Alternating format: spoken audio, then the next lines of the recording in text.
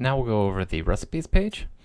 The recipes, you use those a lot with machines where you've got fixed, hardware devices, but you want them to behave different ways depending on what you're producing that day. So you may define a number of recipes, and we'll demonstrate that here. So maybe you've got a device that makes baked goods, and you've got to add different quantities of each ingredient. So maybe pancakes require this setup.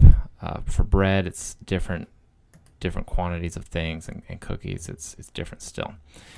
Recipes, with them you can define what each of the items is. Let's say we wanted some really eggy pancakes. We could do that. We could save it, and then next time we come up to it, you'll see that now it's defined as having 3 eggs. I'll move it back to 1 just for sanity's sake. Okay, so that's kind of how recipes function. And we'll exit this. The way you create a recipe is over here. You'd right-click, click New Recipe. You see we've got 1 recipe defined. And you give it the number of the length of the recipe, which is how many tags or variables you're wanting in your recipe. And then you give it the data type for those tags. And they all have to be the same data type. That's usually not a problem. Frequently when in doubt, you could just use floating points because they cover pretty much any number. And then you give the number of recipes you're wanting to work on. At that point, you can come over to, it'll create a grid like this, and you can name what each of the recipes is actually called. I've named it pancakes, bread, and cookies. And then you can fill out kind of the default values, the ones before someone goes and modifies things. You can fill out what all the default values are. So that's about it. It'll show you the address range that you need to use, and you see that we're going to be starting.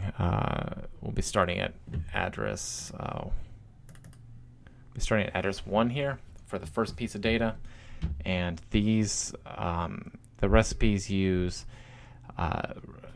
RWI and then the number. So this is the item 1, and you'll see. Well, let me back up to this.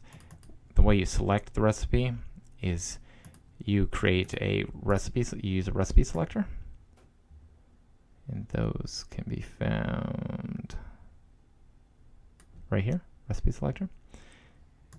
And you would select. We're only using 1 recipe. We've only got 1 defined, and you can say, do you want it to be a list or a drop-down menu? What kind of situation do you want there? And when you do that, that's what allows the other things, the LWIs on the screen, to switch between their respective values, the ones that for whichever recipe we're working with. So we just define this as RWI, the first variable in the set, and then we have to make sure that our data type matches up. We defined each of these variables as being floating point, so we need to make sure those match up. And then the second one is going to be address 3, and that's because we're using floating point, which take 2 16-bit registers, so we skip the address 2. We're now address 3, and then so forth. This is going to be 5, 7, and 9. And then you probably want a button on your screen that allows you to save it. We're using a function button, and it's going to save the particular function that we selected. Is save the current recipe. So whatever recipe is currently displayed via this guy, it'll save the variables you have on the screen. So it's as simple as that. There's other more complicated things you can do. You can write the variables to the PLC, read them back from the PLC. You can do stuff of that nature, but this kind of gets you started. And if it hasn't been mentioned in another video yet, a great place when you run into some questions is help. It's got pretty good details. You can both search. You can search for stuff like recipes. You'll get tutorials there, but also the contents breaks down a fair number of the subjects, and you can really dig in. So that's how recipes work. We're going to skip the final screen, the Velocio screen. I'll show you it here. It's just some text and another image. So not much to show there.